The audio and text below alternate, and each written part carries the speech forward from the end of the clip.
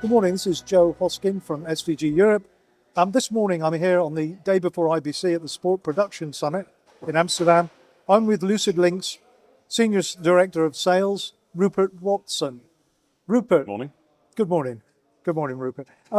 Rupert, could you tell us about LucidLink and what you offer the sports broadcast sector?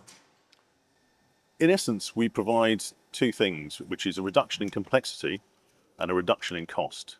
So LucidLink provides a single source of truth in the cloud, which means that primarily you only need to send the acquisition component of a sports activity. So for example, the camera crews and the people who are acquiring the content to the remote location, let's say, for example, the Los Angeles Olympics in 4 years' time.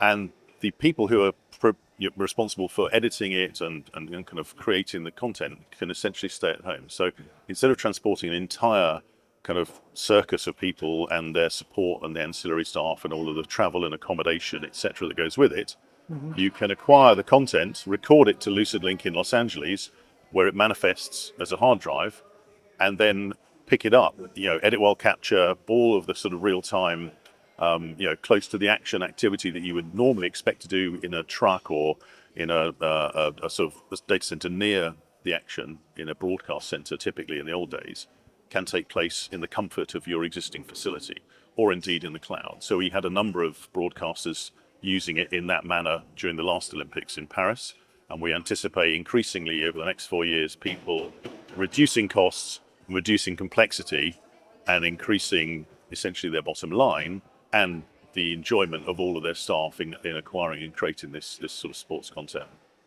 What challenges are content creators facing when it comes to storing, accessing, and collaborating on files? And how does LucidLink ease these issues? Essentially, we are a storage collaboration platform. We're not pure play storage. We are fundamentally about the collaborative components of sharing files. And so what we enable people to do is have geographically disparate teams operating as if they were in the same building, where previously you would have to cluster around a shared storage in a same physical location. We provide all of those benefits and efficiencies and enjoyment of working collaboratively, but without requiring you to be physically proximal to one another. So fundamentally, we take the cost and the complexity and the delays out of collaborating with people in different locations, and we allow people to take their data, which is the expensive bit of their world, and their people, which is the other expensive bit, and put them together at maximum velocity with minimum friction, creating maximum profit. Excellent. Now, you've been previewing LucidLink 3.0 this year. What's new here, and what enhancements does it offer?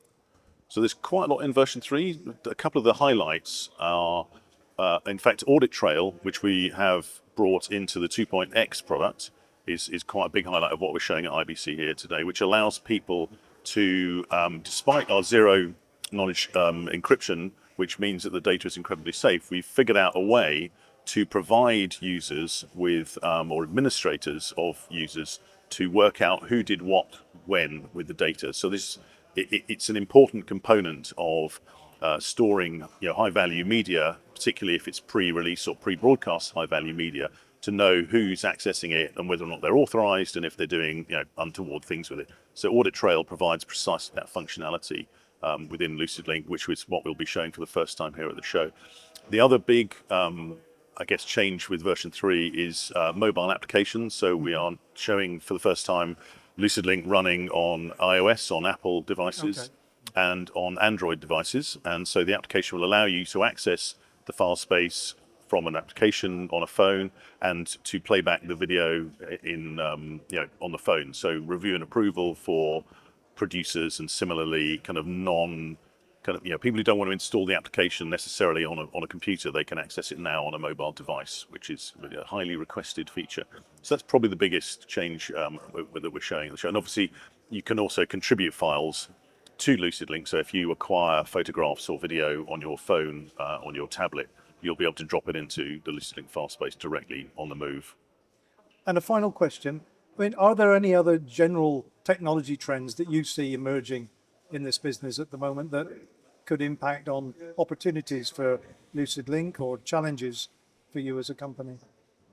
Yeah, I think we're seeing increasing numbers of people, if you like, kind of following where we've led. We're starting to see more and more people.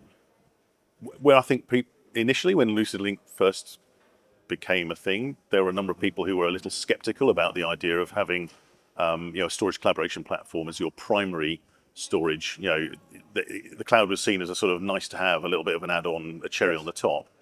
I think we're increasingly seeing customers of ours who are all in with LucidLink in the cloud. Their entire storage estate is in the cloud, and they've now understood the business value. So it's taken a little while for businesses to understand the SaaS business model around storage. Their initial suspicion was that it would be way too expensive, but once you factor in all of the associated costs with owning and keeping on-premise storage, which is it's very fragile, it's very rigid, and it isn't really a very kind of, it doesn't sort of fit your business.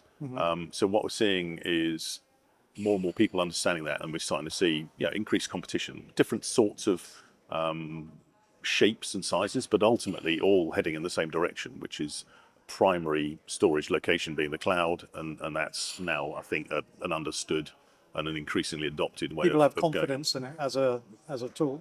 Yeah, I think they've understood the business model, and they are able to access data, in the correct way in the cloud. So clearly, along with the wider adoption of the cloud, is connecting to it, and I'd say we're seeing increasingly high bandwidth connectivity ubiquitously. I live in Norfolk, for example, which is not somewhere you'd traditionally associate with high-speed internet.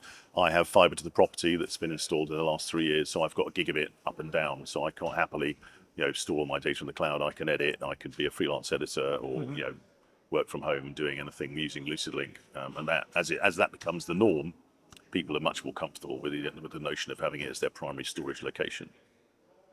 Which in turn creates opportunities for companies like LucidLink. Rupert, thank you Thank you. very much. Thank you very much.